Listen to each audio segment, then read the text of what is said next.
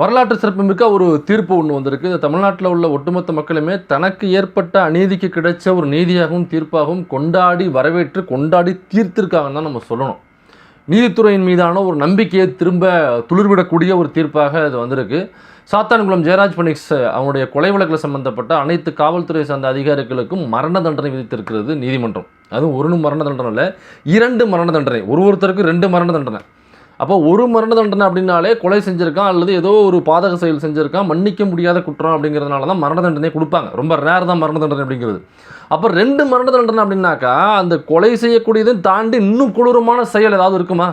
அப்படி இருந்துச்சுனாக்கா அந்த செயல் தான் சாத்தான்குளத்தில் நடந்த ஜெயராஜ் பனிக்ஸில் கொலையில் சம்பவத்தில் நடந்த அந்த அநீதி, அந்த அக்கிரமம், அந்த கொடூரம், அந்த பொறுக்கித்தனம் அப்படிங்கிறத நீதிமன்றம் கோடிட்டு காண்பித்திருக்கிறது. அது மட்டும் இல்லாமல் இது போன்ற செயல்கள் இனிமேல் நடக்கவே கூடாது, இந்த குற்றத்திற்கு இந்த மரண தண்டனை அப்படிங்கிறது கண்டிப்பாக கொடுத்து தீரணும் அப்படிங்கிறத நீதிமன்றம் ஆணித்தனமாக பேசியிருக்கு.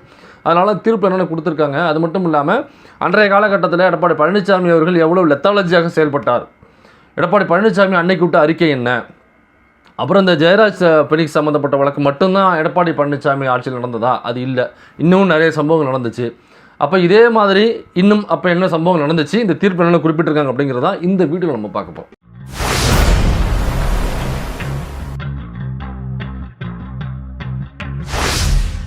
இப்போ தீர்ப்பு முதல்ல வாசிச்சிருவோம். இதில் ஸ்ரீதர் அப்படிங்கிற ஒரு காவல் ஆய்வாளர், அவருக்கு வந்து இரட்டை மரண தண்டனை ப்ளஸ் 21 ஆண்டுகள் சிறை ப்ளஸ் 84,10,000 ரூபா அபராதம்.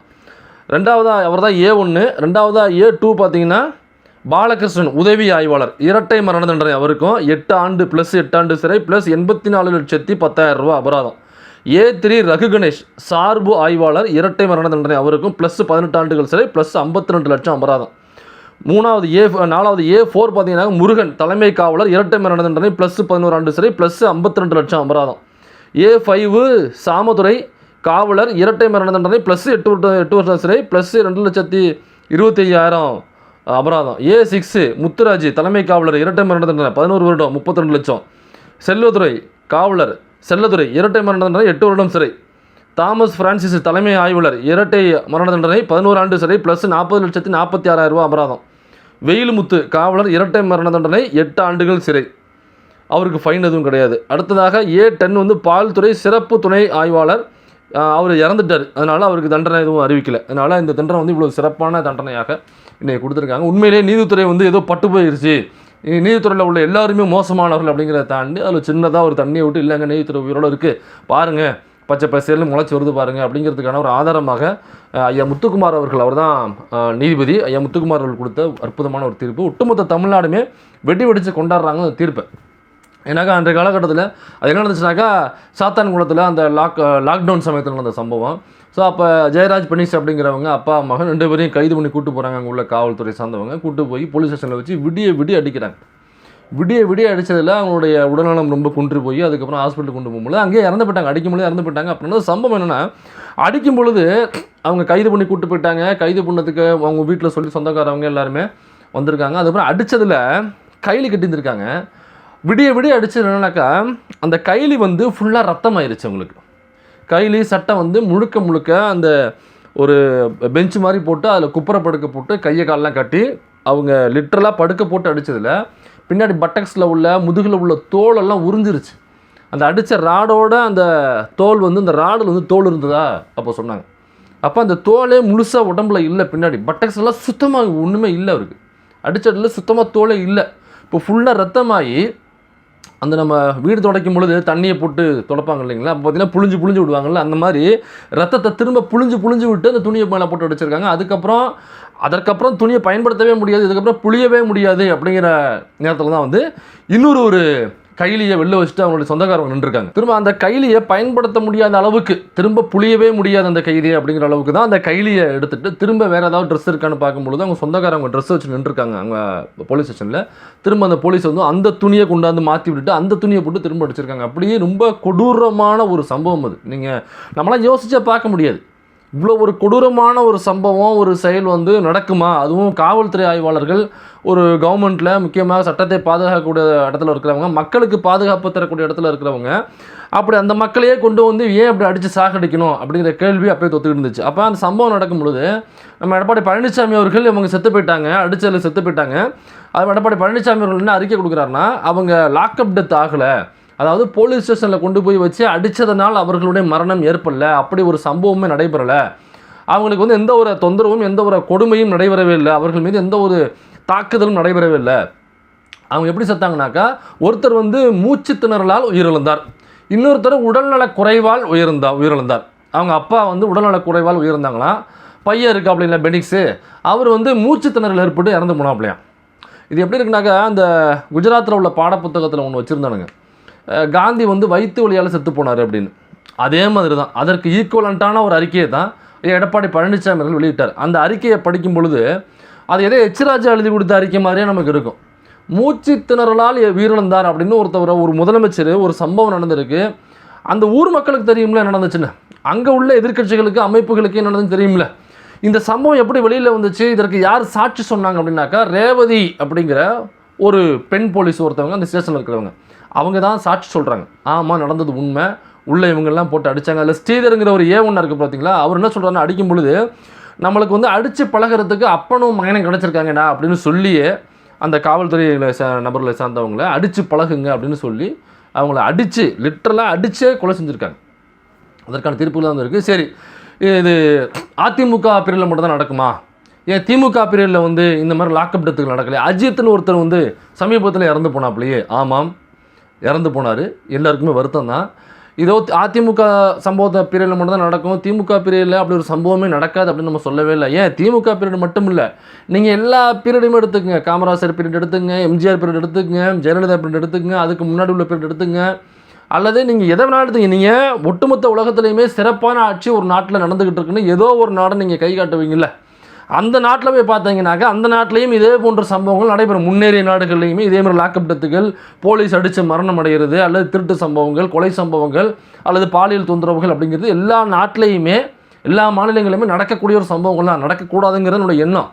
ஆனால் ஒரு ஆட்சி சிறப்பான ஆட்சியாக இல்லை அப்படின்னு எதை வச்சு முடிவு பண்ணணும்னாக்கா, அப்படி ஒரு சம்பவம் நடக்கும் பொழுது அப்போ அந்த சம்பவம் நடக்கிற அந்த மாநிலமோ அல்லது நாடோ அவங்க அங்கே ஆட்சி செய்கிறவங்க, அந்த ஆட்சியாளர்கள் அந்த பொறுப்பை ஏற்றுக்கணும். ஆமாம், என்னுடைய ஆட்சியில் இப்படி நடைபெற்றிருக்கு, இதற்கு என்னுடைய ஆட்சி தான் முழுக்க காரணம், இந்த தவறை நான் ஏற்றுக்கிறேன், இனிமேல் இந்த தவறு நடக்காமல் நான் பார்த்துக்கிறேன், இப்போ இந்த தவறில் ஈடுபட்ட அந்த குற்றவாளிகளை சட்டப்படி என்ன நடவடிக்கை எடுக்கணுமோ அதற்கு அரசாங்கம் முழு உதவியை செய்யும் அப்படின்னு சொல்லி அந்த குற்றவாளிகளை சம்மந்தப்பட்ட நபர்களை வந்து அவங்களுக்கு தண்டனையை வாங்கி கொடுக்கறதுக்கு என்னென்ன நடவடிக்கை எடுக்கணுமோ, அல்லது அந்த குற்றத்தில் பாதிப்படைஞ்சவங்களுக்கு என்னென்ன நிவாரணம் கொடுக்கணும், அவங்களுக்கு என்ன நீதி பெற்றுத்தரணுமோ அதற்கு அந்த அரசாங்கம் துணை நின்று அவர்கள் பக்கம் நின்று குரல் கொடுத்து அவங்க நீதியை நீதித்துறையிடமிருந்து பெற்றுத்தரணும். அப்படி ஒரு அரசாங்கம் செஞ்சுச்சுனாக்கா அந்த அரசாங்கம் சிறப்பான அரசாங்கம். திமுக நடந்துச்சா, அப்போ திமுக அரசாங்கம் என்ன பண்ணுனாக்கா, அந்த பாதிப்பை ஏற்படுத்திய அந்த காவல்துறையை சார்ந்த குற்றவாளிகளை ஒருபோதும் காப்பாற்ற நினைக்கவே இல்லை.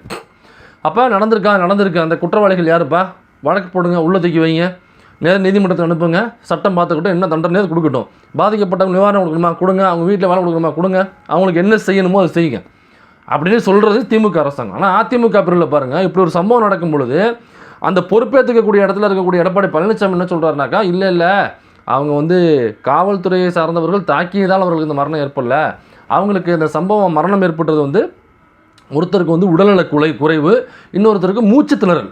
ஆமாம், சாகிறதுக்கு முன்னாடி மூச்சு திணறல் ஏற்படுதானே சாவாங்க, மூச்சு விட முடியாமல் கடைசி பிரீத்திங் இயங்கி போய் தானே சாவாங்க. அப்போ அது மூச்சு திணறல் தானே. அப்படியே ஒருவேளை எடப்பாடி பழனிசாமி அது மூச்சு திணறல்னு சொன்னாரா அப்படிங்கிறது நம்ம தெரியல. அப்போ அது வழக்காக மாற்றுவதற்கு, எஃப்ஐஆராக போடுவதற்கு எதிர்க்கட்சிகள் குரல் கொடுத்து, ஜனநாயக சக்திகள் அமைப்புகள் குரல் கொடுத்து, அங்கே உள்ள லோக்கலில் உள்ள மக்கள் குரல் கொடுத்து, அந்த குடும்பத்தார் வந்து குரல் கொடுத்து ஆர்ப்பாட்டம் போராட்டம் பண்ணி இவ்வளவு பண்ணதுக்கு அப்புறம் தான் அது வழக்காகவே மாறிச்சு.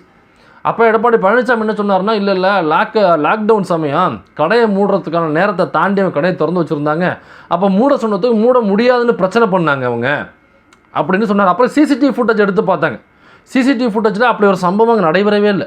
அதாவது லாக்டவுன் சமயத்தில் இத்தனை மணிக்கு கடையை மூடணும்னு சொன்னாங்க இல்லைங்களா, அந்த நேரத்தை தாண்டி கடையை நடத்தினார்களா அப்படின்னாக்க இல்லை, அதற்கு முன்னாடியே அவங்க கடையை சாத்திட்டாங்க.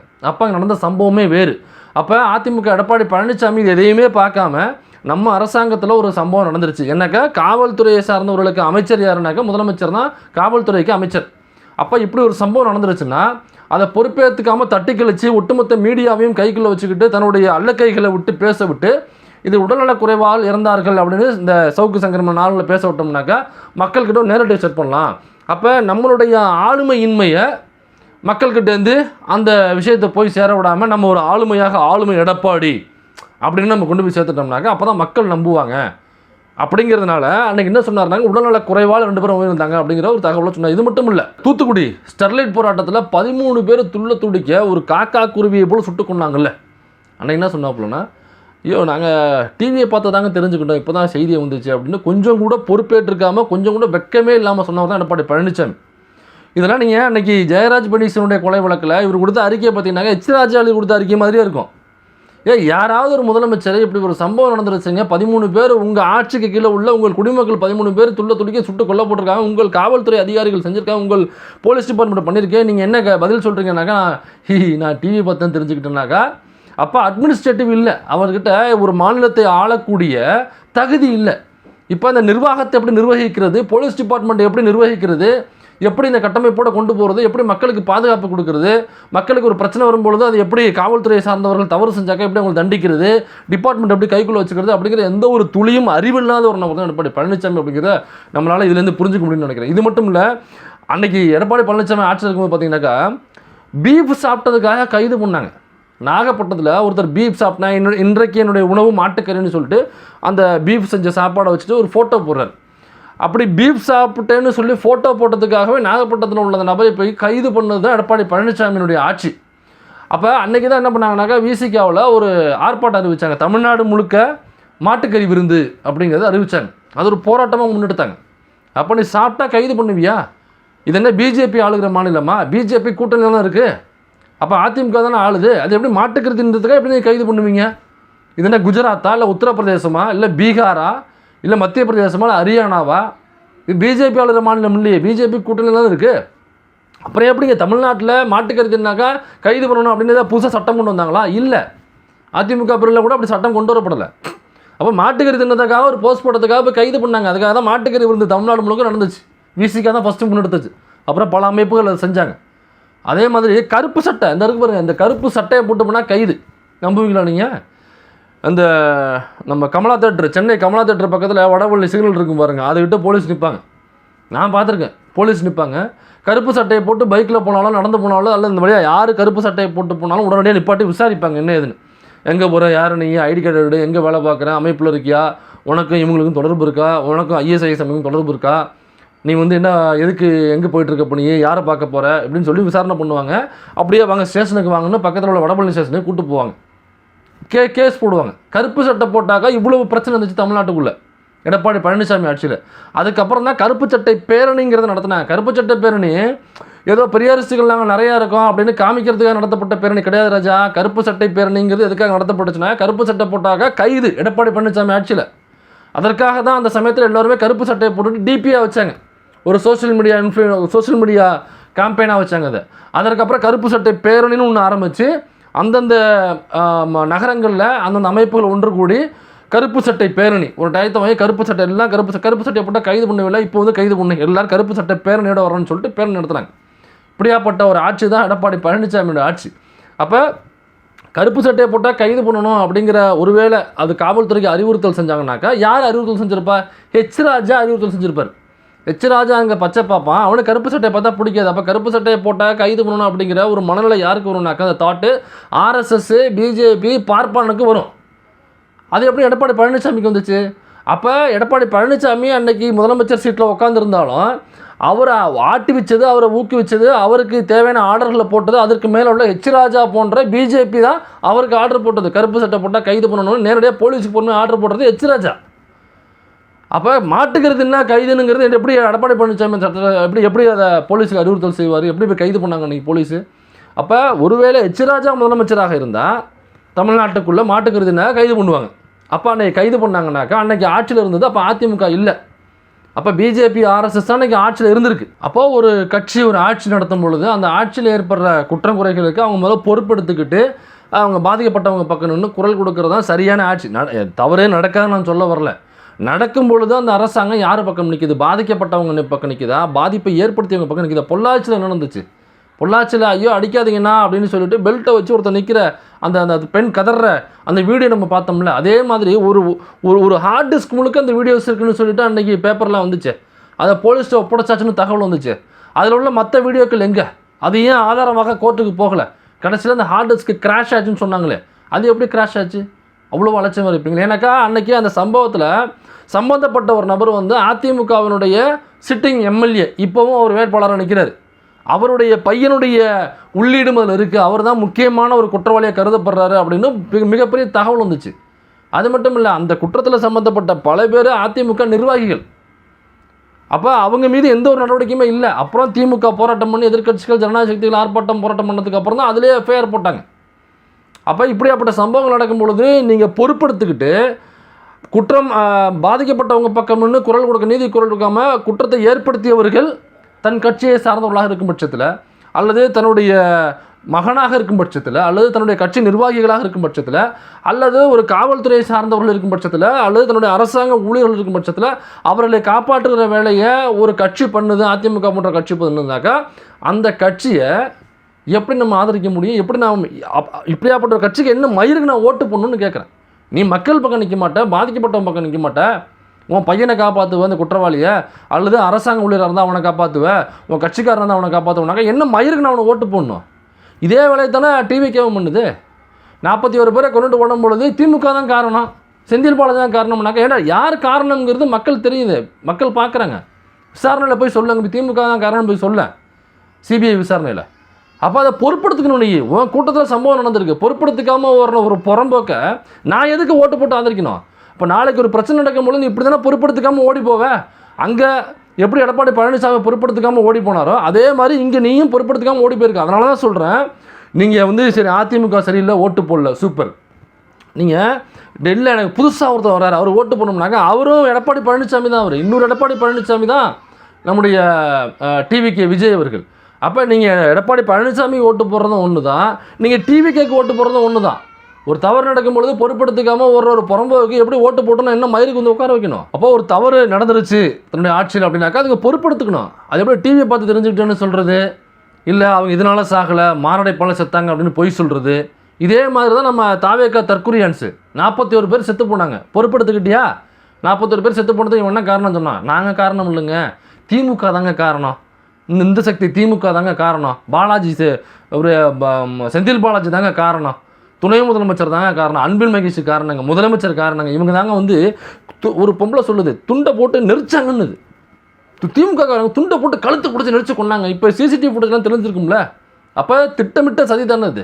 41 பேரை கொல்லும்பொழுது இந்த மாதிரி பொய்யை சொல்லி பரப்புங்க அப்படின்னு விஜய் கட்சியிலேருந்து தாவேக்காவிலேருந்து வெர்ச்சுவல் வாரியர்ஸுக்கு ஆணை பிறப்பிக்கப்பட்டிருக்கு. பிஜேபி உள்ளே வந்துடும் அப்படிங்கிறத ரொம்ப நார்மலைஸ் பண்ணிட்டு இருக்காங்க சில பேர். அவங்கள பார்த்தாலே எரிச்சல் ஆகுது. பிஜேபி உள்ளே வந்துருங்கிறது உனக்கு நார்மலைஸ் மூமெண்ட். அது பிஜேபி உள்ளே வந்தால் தெரியும் உனக்கு. எனக்கா எடப்பாடி ஆட்சியில் இதில் நடந்துச்சுன்னு ஏன் பட்டியலிட்டனாக்கா இன்னும் பட்டியலிட முடியும், நம்ம நேரம் இல்லை. அதனால் சில விஷயங்களை மட்டும் நான் ரொம்ப சின்ன சின்ன விஷயங்களுக்கு அவ்வளோ பெரிய சட்ட நடவடிக்கை எடுத்தாங்க அப்படிங்கிறதுக்காக தான் அந்த விஷயங்களை மாட்டுக்கறியிலேருந்து ஒரு சட்ட போகிறதுல பிரச்சனையிலேருந்து நமக்கு வந்து ஒரு போராட்டம் பண்ணுறதுல பிரச்சனையிலேருந்து எப்படி இருந்துச்சு அப்படிங்கிறதுக்காக தெரியப்படுத்துறது தான் இந்த விஷயம் மட்டும் அடுக்கினேன். அப்போ பிஜேபி இல்லை, பிஜேபி மறைமுகமாக ஆட்சியில் இருந்தாலே இவ்வளவு தொல்லைகள் நமக்கு இவ்வளவு கடந்து வந்திருக்கோம் நம்ம தமிழ்நாட்டை. அப்போ நேரடியாக பிஜேபி ஆட்சிக்கு வந்துச்சுனாக்க என்ன நடக்கும்? உத்தரப்பிரதேசத்தில் போய் பாருங்கள், பீகாரில் போய் பாருங்கள், மத்திய பிரதேசத்தில் போய் பாருங்கள், ஹரியானாவில், குஜராத்தில் போய் பாருங்கள், பிஜேபி நேரடியாக ஆட்சியில் இருக்கிற இந்த மாநிலங்களில் போய் பாருங்கள், அங்கே எவ்வளவு கொடுமைகள் அந்த மக்கள் சந்திக்கிறாங்கன்னு. அங்கே உள்ள ஒரு ரயில்வே ஸ்டேஷன் எவ்வளவு மோசமான நிலைமையில் இருக்குன்னு போய் பாருங்கள்.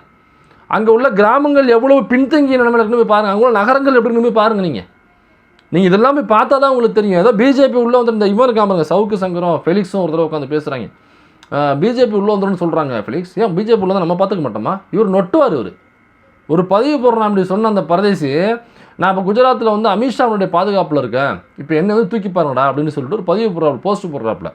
அப்போ பிஜேபி உள்ளே வந்து நம்ம பார்த்துக்க மாட்டோமா ஃபெலிக்ஸ் அப்படின்னு சொன்ன இவனை, அப்போ பிஜேபி உள்ள வந்து நம்ம பார்த்துப்போம் அப்படின்னாக்கா பிஜேபி தப்பான கட்சின்னு இவனை டிக்ளேர் பண்ணுறான். மோசமான கட்சி உள்ளே வந்தாக்க கலவரங்கள் மட்டும்தான் நடக்கும் தமிழ்நாட்டுக்குள்ளே. அதில் இஸ்லாமியர்கள் சாவாங்க, கிறிஸ்தவர்கள் சாவாங்க, இஸ்லாமியர்களும் கிறிஸ்தவர்கள் மட்டும் இல்லை ஹிந்துக்களும் அதில் சாவாங்க அப்போ இவன் வந்தாக்கா அனைத்து சமூக மக்களுக்கும், அனைத்து மதத்தை பின்பற்ற மக்களுக்கும் கலவரத்தை தூண்டிவிட்டு மக்களை சாகடிக்கிற வேலை மட்டும்தான் அவனுங்க பார்ப்பானுங்க இந்த கலவரை வன்முறை மூலமாக. அதனால் பிஜேபி உள்ள வந்தால் நாம் பார்த்துப்போம், திமுக விட நாம் ஃபோர்ஸானு பார்த்துப்போம் ஃபெலிக்ஸ் அப்படின்னு சொன்னான். அவன் இன்னைக்கு அதே பிஜேபியில் உள்ள அமித்ஷாவுடைய பேக்கப்பில், அமித்ஷா தான் என்னை குஜராத்தில் வச்சு பாதுகாக்கிறார் அப்படின்னாக்கா, இவ்வளவு மோசமான வேலைகளை செய்யக்கூடிய அமித்ஷா அது எப்படி இதெல்லாம் எதிர்க்கக்கூடிய ஒருத்தவனை கொண்டு போய் ஒரு பேக்கப் பண்ணி வச்சுப்பார். அப்போ இவன் பேசுறது முழுக்க போய் தானே, அப்போ இவன் பேசுறது முழுக்க பிராடுத்தனம் தானே, 420 தானே. இவன் பிஜேபிக்கு எதிராக இதுவரைக்கும் விஜய் பேசுனது என்ன, கட்சி ஆரம்பித்து 2 வருஷம் ஆகுது. பிஜேபிக்கு எதிராக பண்ண ஆர்ப்பாட்டங்கள் என்ன, அவனுடைய வாயிலிருந்து சனாதனம்ங்கிற வார்த்தை வந்திருக்குமா, ஆர்எஸ்எஸ்ங்கிற வார்த்தை வந்திருக்குமா, பார்ப்பனியம்ங்கிற வார்த்தை வந்திருக்குமா? இது எதையுமே பேசாத ஒருத்தவன் எப்படி இந்தியாவில் உள்ள தமிழ்நாட்டில் உள்ள மக்களுக்கு விடுதலை பெற்று தர முடியும், அவங்களுக்கு உரிமையை பெற்று தர முடியும்? அவனுக்கு பார்ப்பனியம்ங்கிற வார்த்தை வாயில் வராது, சனாதனம்ங்கிற வார்த்தையோ அல்லது மனுஸ்மிருதிங்கிற வார்த்தையோ ஆர்எஸ்எஸ்ங்கிற வார்த்தையும் வாயில் வராதுனாக்கா நீ எப்படி பிஜேபி எதிர்ப்ப, நீ எப்படி ஆர்எஸ்எஸ் எதிர்ப்புன்னு நான் நம்புறது? இப்போ எப்படி பவன் கல்யாண் அவர்களை வந்து அங்கே ஆந்திராவில் ஆந்திரா தெலுங்கானா அங்கே எப்படி கொண்டு வந்தாங்களோ, அப்புறம் எலெக்ஷனுக்கு அவர் எலெக்ஷனுக்கு முன்னாடி பார்த்தீங்கன்னா ஜெயிக்கிறதுக்கு முன்னாடி சனாதனத்துக்கு எதிராக பேசினவர். கிட்டத்தட்ட சேகுவாரா மாதிரி தன்னை வடிவமைச்சுக்கிட்டு சேகுவாரா பேசுகிற ஸ்டேஜ் மாதிரி தான் வடிவமைச்சிருப்பாங்க அவங்களோட ஸ்டேஜை. அங்கே தானே பேசுவாங்க பவன் கல்யாண். ஜெயிச்சோடனே என்ன பண்ணிட்டாலும் துணை முதல்வர் இன்றைக்கி சனாதனம் சனாதனம் சனாதனம் அப்படி பேசிட்டு போகிறாரா, அந்த ஃபார்மெட்டை அப்படியே தமிழ்நாட்டில் அப்ளை பண்ண பார்க்குறாங்க.